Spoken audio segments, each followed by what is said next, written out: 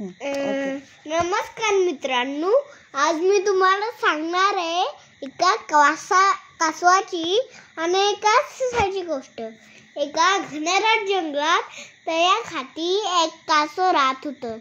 ते खूप घोळ आणि साधं होतं। ते रोज सकाळी तळ्यात अंघोळ करून ते आपल्या कामाला लागायचं। ते आपल्या शेतात गाजर पेरत होतं। नदीचं पाणी प्यायला तिथे एक ससा आला। त्याला म्हणून बघायला, ससे माऊ, तुम्हाला मी गाजर खूप आवडतात ना, म्हणून गाजराची बिया पेरायला मला मदत करा। आपण दोघं मिळून गाजराची शेती करूयात म्हणून आपल्याकडं।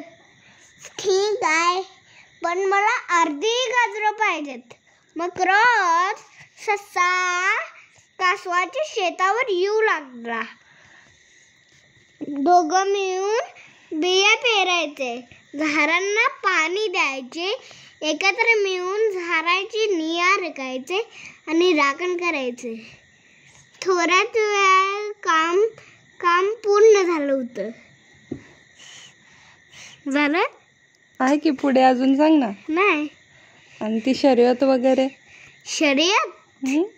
शर्यत म्हणजे बेडूक बघत होतं वगैरे? हा, एक बेडूक लांबून बघत असेल। त्यांनी हे नमस्कार मित्रांनो, आज मी तुम्हाला सांगणार आहे एका कासवाची आणि एका ससाची गोष्ट। एका घनदाट जंगलात तळ्याखाली एक कासव राहत होतं। ते खूप घोळ आणि साधं होतं। ते रोज सकाळी तळ्यात अंघोळ करून ते आपल्या कामाला लागायचं। ते आपल्या शेतात गाजर पेरत होतं। नदीचं पाणी प्यायला तिथे एक ससा आला। त्याला म्हणून बघायला, ससे माऊ,